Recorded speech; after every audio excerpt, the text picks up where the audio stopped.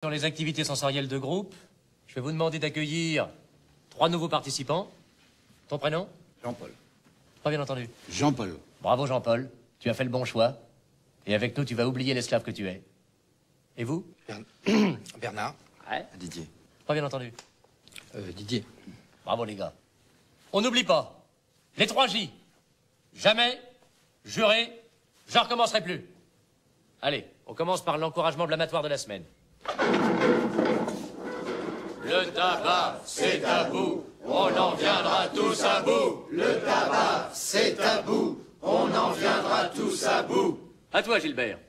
Je dirais que j'ai bien réussi à intégrer et à canaliser mes pulsions. Globalement, un sans faute, avec un 0,2 sur l'échelle du désir.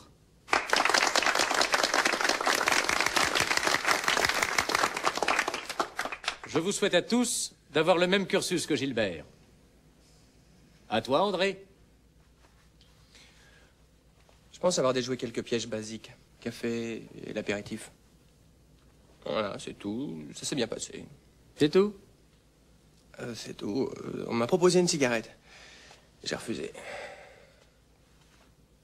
Tu as refusé. Une taf. J'ai pris une taf. Une taf. Le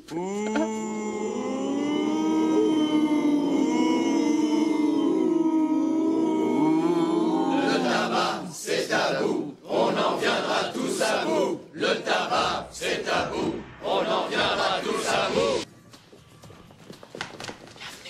Bienvenue. Vous êtes ici pour oublier la cigarette. Alors, Didier. Bernard. Philippe. Maurice. Maurice. Philippe. Pas bien. Pas bien. Pas bien. Bien. Pas bien. Bien. Pas bien. Bien. Pas bien. Bien. Pas bien.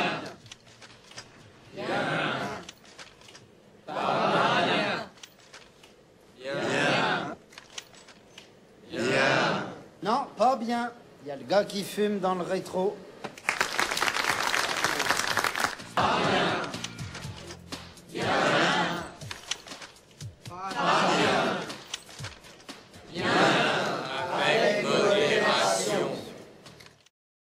Ça donne envie, non? Ça vous dit pas, Vivo, on organise des petites séances comme ça? Réfléchis, c'est à vous, on en viendra tous à vous. Vivo, ça me fait pas penser à des chrétiens particulièrement des adventistes, ce côté-là. Bien, pas bien. Le porc, pas bien. Le végétarien, bien. Le gluten, pas bien.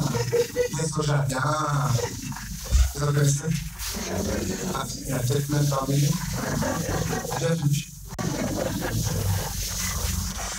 Les adventistes croient que des textes bibliques comme Lévitique chapitre 11 sont encore valables aujourd'hui. Donc Lévitique chapitre 11, si vous avez jamais lu, une liste d'aliments dits purs et impurs. Ok? Donc en gros, on a le droit et ce qu'on n'a pas le droit de manger. Et pour les autres chrétiens, souvent, ils nous regardent un peu comme les gens de cette vidéo. Ils nous voient un petit peu comme des gens qui sont là, bien, pas bien. C'est la foi du bien, pas bien. C'est la foi du ça tu peux faire, ça tu peux pas faire. On est un petit peu perçus comme ça, comme ces gens-là, des chrétiens un petit peu étranges. D'ailleurs, c'est intéressant, dans la vidéo, si vous avez vu le film, vous avez vu le personnage, quand à un moment, il discute bien, et puis il dit « Ah non, dans le métro, il y a quelqu'un qui trouve. » Ils disent « Ah, pas bien », ils l'applaudissent. C'est le même qu'on a au début de la vidéo, qui disait « Ah, moi, sur l'échelle du désir, 0,2 ». L'autre lui dit « Ah, je vous souhaite d'avoir tous le même cursus ».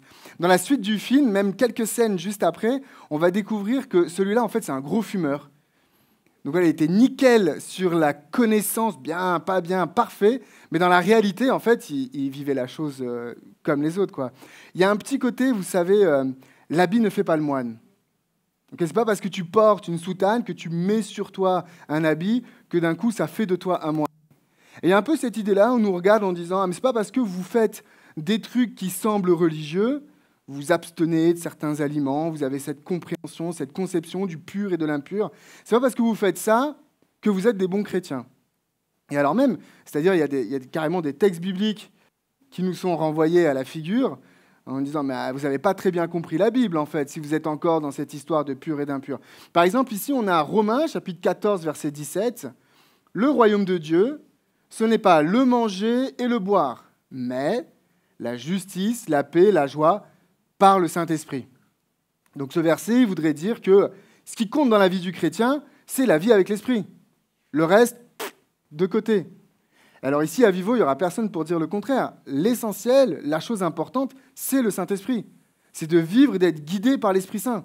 Ici, à Vivo, on est très attaché à ça. Léo prêche régulièrement là-dessus. L'Esprit Saint, c'est bien la chose qu'on recherche, qu'on veut vivre aujourd'hui en tant que chrétien. Mais alors, du coup, ce verset-là semblerait dire que si c'est ça que vous cherchez, tout le reste, le manger et le boire, ce n'est pas des questions qu'il faut se poser. Alors, mon objectif personnel d'ici la fin de cette prédication, c'est de vous avoir démontré qu'il y a un lien direct et évident entre être rempli du Saint-Esprit et ne pas manger de porc. Restez bien jusqu'à la fin. Allez, on fonce. Un texte qu'on nous envoie aussi souvent en nous disant les adventistes, ils lisent la Bible à moitié. Matthieu, chapitre 15, verset 11, nous dit « Ce n'est pas ce qui entre dans la bouche qui souille l'homme, mais ce qui sort de la bouche, c'est ça qui souille l'homme. » C'est intéressant parce que cette phrase-là que l'on porte à Jésus, il l'a dit dans un autre évangile, l'évangile de Marc, mais il l'a dit un tout petit peu différemment. Il dit dans l'évangile de Marc, il dit « Vous aussi, êtes-vous donc sans intelligence ?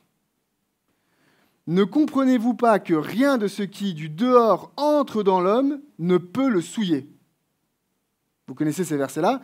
Quand même, là, Jésus, il serait en train de dire « Vous êtes teubés si vous êtes encore dans cette histoire de en fonction de ce que tu manges, de ce que tu ne manges pas, tu es dans le péché ou pas dans le péché. » Et du coup, on nous cite ces versets-là, on nous dit « Vous faites quoi, vous, avec ça ?» Alors en fait, il y a quelque chose qu'il faut comprendre, c'est qu'ici, il est question de souillure. Et c'est un mot très précis qui est utilisé à cet endroit-là, qu'on va trouver un petit peu partout dans la Bible. Mais ce n'est pas le mot qui parle de pureté et d'impureté. Ce mot-là, de se souiller, vous pouvez vous imaginer en lisant ce mot-là, être pécheur. Donc qu'est-ce qu'il est en train de dire Jésus ? Ce qui te rend pécheur, c'est quand tu insultes ton voisin. C'est quand tu parles mal de celui qui est à côté de toi. Ça te rend pécheur. Quand de ton cœur, il y a de la méchanceté qui ressort et que tu la portes sur l'autre, là, tu es pécheur. Mais quand tu manges et tout ça, tu n'es pas dans le péché, dans la souillure. Il y a un autre mot pour parler d'être pur ou d'être impur. Un mot qu'on retrouve dans le livre de Lévitique, partout, qu'on retrouve en grec et qui existe dans le Nouveau Testament. On le verra plus tard. Mais ce n'est pas ce mot-là qui est utilisé. Et du coup, la conclusion à laquelle j'arrive et que je partage avec vous, c'est cette idée selon laquelle il faut sortir de l'idée que pur et impur dans la Bible, ça n'est pas un synonyme de non-pécheur et pécheur. La notion de pureté n'est pas une notion de péché. Alors c'est très facile à démontrer. Dans le Lévitique, si vous cherchez des lois sur la pureté et l'impureté, il faut aller vous amuser à lire le Lévitique. Vous savez, on dit souvent qu'il y a des gens des fois qui sont motivés, qui disent « moi je vais lire la Bible cette année tout entière » et qui commencent à Genèse, Exode et ils s'arrêtent à Lévitique. Quoi, parce que il faut avoir envie de le lire. Quoi. Dans ce livre, on nous parle, il y a toujours cette histoire, si tu fais ceci ou si tu manges cela, tu es pur ou impur, ou ceci est pur et impur.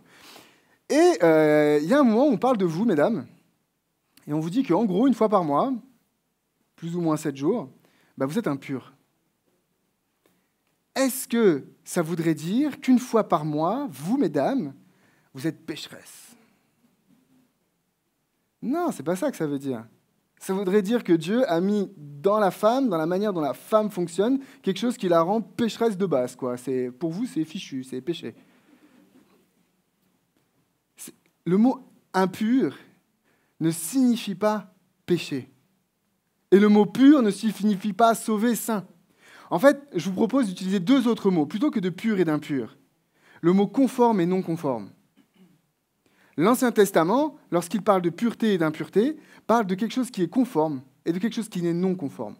D'ailleurs, si vous lisez tous les textes qui parlent de pureté et d'impureté, vous allez trouver beaucoup de textes qui sont en lien avec les sacrificateurs. Sacrificateur, si vous ne savez pas qui c'est dans le sanctuaire, ce lieu où Dieu a décidé qu'il allait se faire connaître auprès du peuple. Il y avait des sacrifices qui étaient des images de comment est-ce que Dieu comptait sauver l'humanité. Ce sont des images de Jésus-Christ. Okay, et donc, il y avait des gens qu'on appelait les sacrificateurs qui devaient faire fonctionner ce temple, ce sanctuaire. D'accord ? Et il y a plusieurs lois qui leur sont attribuées pour dire à partir de quand est-ce qu'on est en mesure d'être sacrificateur et quand est-ce qu'on n'est pas en mesure d'être sacrificateur. Donc, à quel moment est-ce qu'on est conforme ou non conforme, mais pour le service.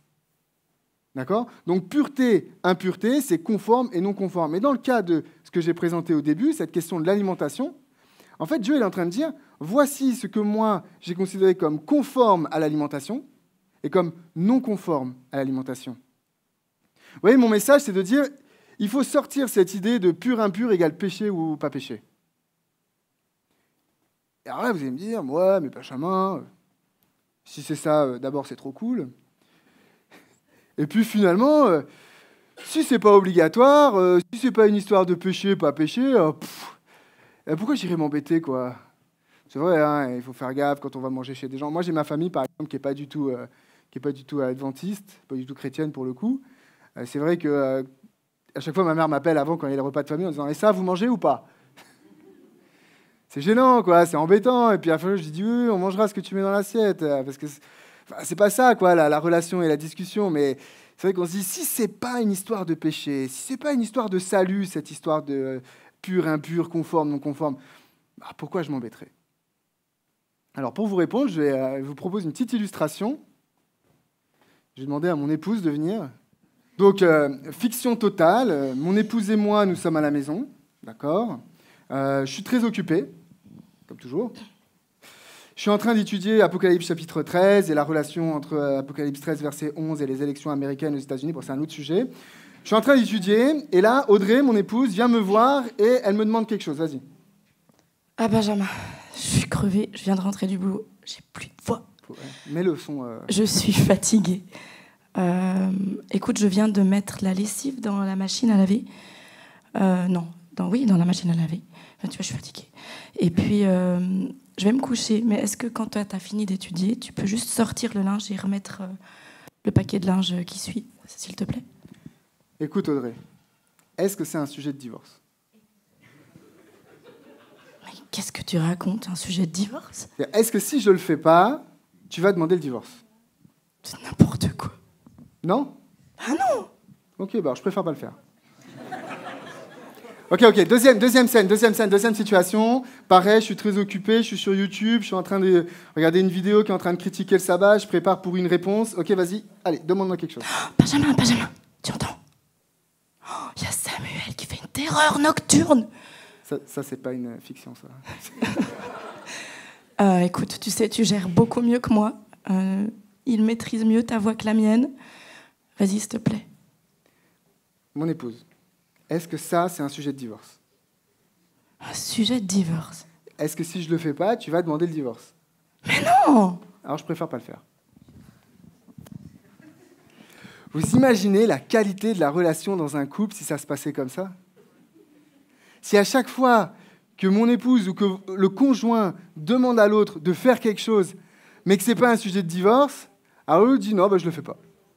Tant qu'on n'est pas dans cette tension, presque dans ce marchandage, alors non, je ne le fais pas. Est-ce qu'on ne fait pas un peu la même chose avec Dieu ? La question, ce n'est pas est-ce que c'est un sujet de divorce, c'est est-ce que c'est un sujet de salut ? Vous l'avez déjà entendu celle-là. Ah, mais est-ce que c'est un sujet de salut ? Ah, mais si ce n'est pas un sujet de salut, bon. Mais c'est pareil, c'est Seigneur. Est-ce que c'est un sujet de salut ? Non, je préfère pas le faire. On est dans le même cas de figure.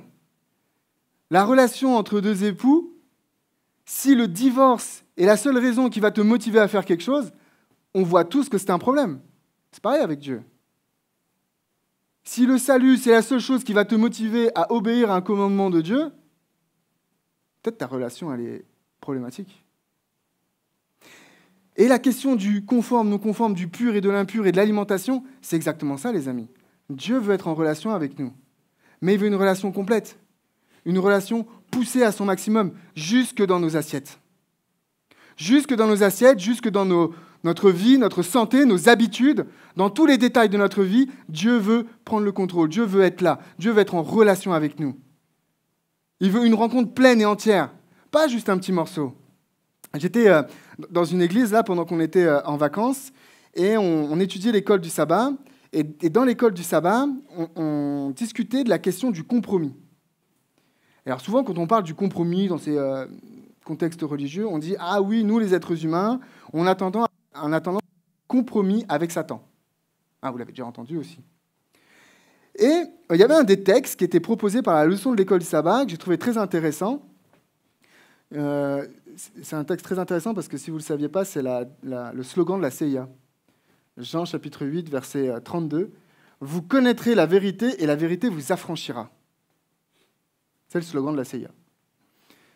Le mot « affranchi », ici, vous le percevez bien, il y a la notion d'être libéré de l'esclavage. Dans « être affranchi », en tout cas dans le mot grec original, « être affranchi », c'est ne plus être esclave. Donc ce verset me dit que la vérité va m'affranchir. Ça veut dire que ma situation initiale, ce n'est pas d'être affranchi. Ma situation initiale, c'est d'être esclave. Je suis du côté de Satan au début. Quand je suis non converti, avant ma conversion, je suis du côté de Satan. Quand j'ai grandi dans l'Église, je commence en tout cas de ce côté-là et je vais rapidement aller du côté de Dieu. Mais du coup, mon parcours à moi, c'est d'aller vers Dieu. Ok ? Je suis esclave et la vérité, petit à petit, m'affranchit. Dieu m'appelle, Jésus-Christ, mort à la croix, ressuscité le 3e jour, m'appelle en disant « Viens, viens de mon côté. Sois du bon côté de la barrière. » Et il m'appelle. Et donc Dieu, il est là-bas et je vais vers lui et à un moment, je dis « Non, stop. Je veux bien aller jusqu'à toi, mais là, je m'arrête. Là, il y a des domaines dans ma vie. Non, ça, c'est moi qui gère. Mon assiette, par exemple. Non, moi, j'aime trop manger ça. Hors de question, j'arrête. Ah, moi, j'aime bien boire, j'aime bien ceci, la cigarette, la drogue. Ça peut être des habitudes de vie, ça peut être tout un tas de choses, manière de s'habiller, tout ce que vous voulez. À bout d'un moment, je dis non, moi, je m'arrête. Je veux bien quitter ma situation initiale, quitter cet esclavage-là, aller jusqu'à toi, mais à un moment, non, stop, je ne vais pas jusqu'au bout. Et c'est en ça que dans nos vies, on ne fait pas des compromis avec Satan. C'est avec Dieu qu'on fait des compromis. Avec Dieu qu'on dit, oui Seigneur, je t'aime, oui, je veux bien venir à Vivo les samedis soirs, tous les samedis soirs, louer, chanter, je veux bien étudier la Bible, même faire des études bibliques avec Léo, ouais, ça passe. Mais il y a des trucs, non, c'est moi qui gère. Là, tu n'as pas ta place. Le message du pur et de l'impur, c'est ça. Es-tu prêt à laisser Dieu prendre le contrôle dans ta vie, jusque dans ça, dans ce détail, cette petite chose, ton alimentation, ta santé, toutes tes petites habitudes? Est-ce que tu es prêt à ce que Dieu vienne te dire ce qui est conforme et ce qui est non conforme? Ce n'est pas un sujet de salut. Ce n'est pas par ce biais-là que tu vas rencontrer Jésus-Christ. Ce n'est pas parce que tu appliques à la lettre Lévitique 11 et que tu fais vachement bien les bains rituels de purification. Ce n'est pas ça, conforme, non conforme. Ce n'est pas ça qui me rapproche de Dieu. C'est dans l'autre sens que ça fonctionne. C'est quand je suis avec Dieu, Dieu va m'emmener vers ces choses-là. Et ça va me poser la question, est-ce que je suis prêt à ce que Dieu m'emmène là où lui, il a décidé que j'irai? Et pas là où moi, j'ai dit non, ici c'est stop.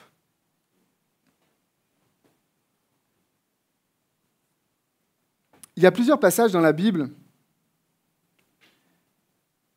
Ah oui, Jean, chapitre 16, verset 13 nous dit « Quand le Consolateur sera venu, l'Esprit de vérité, il vous conduira dans toute la vérité. » J'aime bien ce passage-là, il a de nouveau question de vérité. Tout à l'heure, on parlait de la vérité qui nous affranchit. Ici, il est question de l'Esprit de vérité qui me conduit dans toute la vérité. Vous avez remarqué, il n'est pas dit dans ce texte-là que l'Esprit me conduit dans la vérité. Il est dit que l'Esprit me conduit dans toute la vérité.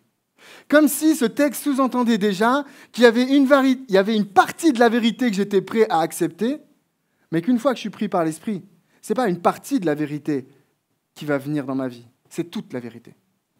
L'Esprit, une fois qu'il me prend, une fois qu'il me conduit et qu'il me dirige, c'est dans toute la vérité qu'il va m'emmener, jusque dans mon assiette, jusque là-dedans. Alors c'est vrai que nous, on a un problème avec cette histoire de pur et impur. On en fait tout de suite une question de péché. Alors que ça, c'est plutôt le mot souillé qui le dit. Pur, impur, c'est plutôt une histoire de conforme, non conforme. Mais ce n'est pas parce que j'en fais une histoire de seulement conforme, non conforme, que ça veut dire que ça, je le mets de côté. Au contraire, Dieu nous appelle à être capable de le laisser guider dans ma vie, ce qui est conforme et ce qui ne l'est pas. Parce que c'est l'Esprit qui va me guider dans cette vérité-là. Ce n'est pas moi qui vais lire la liste et dire « Ok, c'est ça que je vais faire ». C'est l'Esprit qui va me dire « Voilà là où je veux que tu ailles. Voilà là où je veux t'emmener. Est-ce que tu es prêt à te laisser faire pour que moi, je fasse ça avec toi ?» Galates chapitre 5, verset 13 nous dit « Frères, vous avez été appelés à la liberté. Seulement ne faites pas de cette liberté un prétexte de vivre selon la chair. » La vérité nous libère. L'esprit de liberté nous guide dans toute la vérité. Et ici, il nous est dit que cette liberté à laquelle on a été appelé, cette liberté dans laquelle l'esprit nous place, ne doit pas être un prétexte. Pourquoi ? Pour vivre selon la chair. Paul, il ne s'arrête pas là. Parce que lorsqu'il dit qu'il ne faut pas en faire un prétexte de vivre selon la chair, il va expliquer c'est quoi vivre selon la chair. Vous connaissez sûrement ce passage-là, parce que Léo, pendant plus d'une dizaine de sabbats, a prêché une vie transformée par l'Esprit. Et il a fait la liste de ce qu'on appelle le fruit de l'Esprit. On a eu les 9 fruits de l'Esprit. J'espère que vous les connaissez par cœur maintenant. On ne va pas les réciter, vous inquiétez pas. Mais avant de parler des fruits de l'Esprit, si je ne dis pas de bêtises, Galates chapitre 5, versets 22 et 23, avant de parler du fruit de l'Esprit, Paul va parler de ce qu'il appelle les œuvres de la chair. Il dit, ne faites pas de cette liberté un prétexte de vivre selon la chair, et bim, il nous met la liste de ce que c'est que de vivre selon la chair. Eh bien, vous voyez, il est dit, les œuvres de la chair sont manifestes, ce sont l'impudicité, l'impureté. Et là, le mot qui est utilisé là, mes amis, impureté, ce mot-là, vous le trouvez en masse dans l'Ancien Testament, notamment dans un livre de l'Ancien Testament, Lévitique. La vie selon la chair, la vie selon moi-même, la vie selon mon confort, mes désirs, ma volonté, c'est l'impureté. Sous-entendu, ma vie selon l'esprit, ce n'est pas l'impureté. C'est la pureté, c'est la conformité. Mes amis, si vous cherchez à être guidés par l'esprit, dites-vous bien que Dieu va vous guider sur ces choses-là. Dieu va vous éloigner de l'impureté pour vous amener vers la pureté. Paul dit encore, « Soit donc que vous mangiez, soit que vous buviez, soit que vous fassiez quelque autre chose, faites tout pour la gloire de Dieu. » Faites tout pour la gloire de Dieu. Manger, boire, cette histoire de pur, impur, conforme, non conforme, manger, boire, ça doit devenir quelque chose avec lequel vous rendez gloire à Dieu. J'avais prêché il y a un moment déjà sur la notion de gloire de Dieu. On avait pris plusieurs textes pour voir c'était quoi la gloire de Dieu. On avait vu que la gloire de Dieu, dans certains textes bibliques, c'était les bonnes œuvres que Dieu nous faisait accomplir par l'Esprit Saint et que les autres, les humains qui sont autour de nous, lorsqu'ils voient ces bonnes œuvres-là, ils peuvent rendre gloire à Dieu. La gloire de Dieu, c'est quand nous vivons concrètement ce que Dieu veut pour nous. On avait parlé de l'amour, aimez-vous les uns les autres. C'est à ça que l'on reconnaîtra que vous êtes mes disciples. Et il est dit que, ici, ce que vous mangez et ce que vous buvez fait partie de cette gloire-là. Lorsque les gens vous voient manger, lorsque les gens vous voient boire, ils doivent pouvoir voir Dieu derrière cela, qu'ils puissent savoir qui est le seul vrai Dieu. Donc, soit que vous mangiez, soit que vous buviez, à partir du moment où l'Esprit Saint vous habite, où l'Esprit Saint vous guide et vous dirige, il va utiliser ce petit détail de votre vie, qui est peut-être ce que vous pensez être le moins spirituel de ce qui vous habite dans la journée. Il va utiliser ça pour faire connaître sa gloire. Parce que l'Esprit Saint vous habite et parce que l'Esprit Saint vous dirige. Je veux laisser Dieu au contrôle de ma vie, jusque dans mon assiette. Alors là, vous allez me dire, oui, mais Benjamin, quand même, là, tu fais l'impasse sur un énorme texte qu'on trouve dans le livre des Actes. On nous raconte Pierre, qui est sur le toit de sa maison et qui voit descendre une nappe. Ça vous dit quelque chose, ce texte ? Okay. Il voit descendre une nappe. Dans cette nappe, il y a énormément d'animaux impurs. On nous fait la liste. On a une liste, c'est dans Actes chapitre 10. Et Pierre, alors, il est en vision, et il y a une voix qui lui dit « Tue et mange ». Et Pierre, il répond Je n'ai jamais rien mangé d'impur. Et la voix répète en disant « tue et mange ». Alors, ce passage-là, on a nos amis chrétiens qui l'utilisent pour dire, vous voyez, ces histoires de porc ou pas de porc, de pur et d'impur, ça c'est oublié, le Nouveau Testament, il a balayé ça n'existe plus. Et j'ai vu des vidéos YouTube où vraiment des personnes très sincères dans leur foi expliquent en prenant ce passage-là pour dire, vous voyez, Pierre, lorsqu'il voit ça, c'est un message que Dieu lui donne pour lui dire, non, ça c'est plus d'actualité, il n'y a plus besoin de le faire. Dites-moi, mes amis, Pierre, après avoir eu cette vision, il a fait quoi? Il s'est fait un petit bacon sauce crevette? Non. Qu'est-ce qui s'est passé après? Vous connaissez l'histoire? Qu'est-ce qui se passe tout de suite après?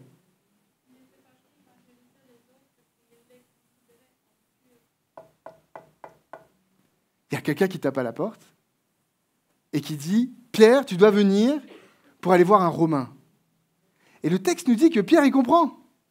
Pierre, il comprend. D'ailleurs, on va lire ensemble Actes, chapitre 10, verset 15. Dieu parle à Pierre, Actes, chapitre 10, verset 15, et il lui dit « Ce que Dieu a déclaré pur, ne le regarde pas comme souillé. » Dieu lui dit « Ce que moi j'ai déclaré pur, toi, tu n'as pas le droit de le déclarer impur. Ce que moi j'ai déclaré pur, toi, tu n'as pas le droit de le déclarer impur. » Alors, concentrez-vous bien. Question. À quel moment dans la Bible, Dieu a déclaré que les animaux qui étaient dans la nappe étaient impurs? Dans quel livre de la Bible, Dieu dit « ça, c'est impur » ? Lévitique. Ok. Mais plus difficile. Plus difficile, attention. Question suivante. À quel moment Dieu, dans la Bible, a dit que les goyim, c'est les non-juifs dans la Bible, les nations, que les goyim étaient impurs? Dans quel livre de la Bible Dieu a dit « vous n'avez pas le droit d'aller parler avec ces gens-là. Vous n'avez pas le droit d'aller manger avec ces gens-là. Vous n'avez pas le droit de toucher ces gens-là. Ces gens-là ne doivent pas vous toucher. » Cherchez, allez dans la Bible, cherchez, vous ne trouvez pas, c'est normal, il n'y a pas. C'est ça qu'il est en train de dire. Je ne sais pas si vous vous rendez compte le contexte dans lequel Pierre se trouve. Moi, j'ai mon frère, il est ingénieur agronome, il travaille dans une entreprise, ils font des huiles essentielles. Gros raccourci, mais en gros, c'est ça. Et du coup, il faut vous imaginer une usine dans laquelle il y a des trucs qui sont pressés, là, je ne sais pas trop comment ça fonctionne, et il y a un tuyau avec un robinet, et il y a un truc qui sort. Ok, son entreprise, pour pouvoir avoir un marché international, ils sont certifiés kasher et halal. Comment ça marche? Il y a un rabbin qui vient, qui fait un rituel de purification sur le tuyau et le robinet, là, okay, et qui dit, ok, il met un seau, il scelle, et il dit, voilà, tout ce qui sort de là, c'est kasher. D'accord? Mon frère, il racontait ça, là, on était en vacances avec eux, il raconte ça, il dit, le jour où il y a un problème sur le tuyau, parce que moi, j'ai pas le droit de toucher le tuyau, il me dit, moi, j'ai pas le droit de toucher le tuyau, si je touche le tuyau, c'est plus kasher. Paf, on perd 10% du marché. Donc, il dit, le jour où j'ai besoin de toucher le tuyau, il faut que j'appelle le rabbin, il faut payer le rabbin, bien sûr, il faut que j'appelle le rabbin, il vient, on enlève le seau devant lui, on fait la bidouille sur le tuyau, ensuite, il refait son rituel de purification et il met un seau. Et moi, j'ai plus le droit de le toucher, parce que mon frère, c'est un goyim. C'est dans ce contexte-là que Pierre, il est convaincu que ça, tout ce que je viens de vous raconter, ça, c'est la vérité vraie, quoi. C'est ça qui est écrit dans la Bible. Mais c'est pas écrit dans la Bible. Si vous lisez les épîtres de Paul, lorsque Paul parle d'aller évangéliser les païens, il utilise des textes de l'Ancien Testament pour dire qu'il n'y a pas de frontière entre le juif et le non-juif. Ça, c'était un mytho. C'est une tradition, c'est quelque chose qu'on a rajouté. Mais Pierre, lui, était là-dedans. Donc cette histoire de nappe, c'est pour dire quoi? Dieu dit, aussi vrai que moi j'ai dit que ça, c'était impur, tu dois croire que ça, c'est pur. Et ça, c'est quoi? C'est les autres êtres humains. C'est ça que dit ce texte-là. Il ne parle pas de manger ou pas manger, c'est pas ça la question. Parce que lorsque Pierre il se retrouve devant cette personne qui vient l'emmener chez Corneille, il ne se dit pas « qu'est-ce qu'on mange ?» Il dit « tu veux que j'aille où ?» Il a compris que c'est pour aller annoncer l'évangile. Donc ce passage-là ne peut pas être utilisé pour ça. Mais par contre, ce passage-là nous dit, dans cette phrase-là, « ce que moi j'ai déclaré pur, tu ne peux pas le déclarer impur. » La référence, notre référence pour savoir ce qui est pur et ce qui est impur, ce n'est pas notre appétit, ce n'est pas nos goûts, ce n'est pas nos désirs, ce n'est pas la culture qui nous environne, c'est Dieu. C'est Dieu qui déclare ce qui est pur et c'est Dieu qui déclare ce qui est impur. Et moi, c'est par la foi, par la relation avec lui, par ma relation avec l'Esprit Saint, que je vais pouvoir vivre cette histoire de pur et d'impur, de conforme et de non conforme. C'est un peu le dernier truc à briser dans nos vies pour que Dieu puisse complètement nous utiliser pleinement. Parce que Dieu veut prendre le contrôle de notre vie, jusque dans notre assiette, jusque dans notre santé, jusque dans nos petites habitudes. L'appel de Pierre, l'appel de Paul, l'appel de tout ce que l'on a vu, c'est d'être soumis à l'esprit en toute occasion, même quand notre culture nous dit le contraire. Ta culture te dit, boire de l'alcool, c'est OK, c'est pas un problème. Écoute ce que l'esprit a à te dire. Ta culture te dit, on peut manger tout, il n'y a pas de problème, tout c'est pareil. Écoute ce que l'esprit a à te dire. Ta culture, c'est la drogue, la cigarette, la fumée, toutes ces choses-là. C'est OK, c'est pas grave. C'est pas une question de salut. Écoute ce que l'esprit a à te dire. Ne déclare pas pur ce que Dieu a déclaré impur. On va chanter. On va chanter un chant qui s'appelle « Je te donne tout ». Les paroles de ce chant disent « Je te donne mon cœur, il ne m'appartient plus. Prends mon âme, prends mon cœur, je te donne tout. » Je vous invite, pendant qu'on va chanter ce chant, pendant qu'il y aura ce chant-là, que vous puissiez méditer sur ce tout. Qu'est-ce qui, dans votre vie, c'est peut-être l'alimentation, c'est peut-être complètement autre chose, mais qu'est-ce qui, dans votre vie, n'est pas ce tout? Qu'est-ce que vous avez encore besoin d'abandonner, de donner à Dieu, de laisser tomber, pour que vous puissiez, à votre tour, dire « Seigneur, je te donne tout ».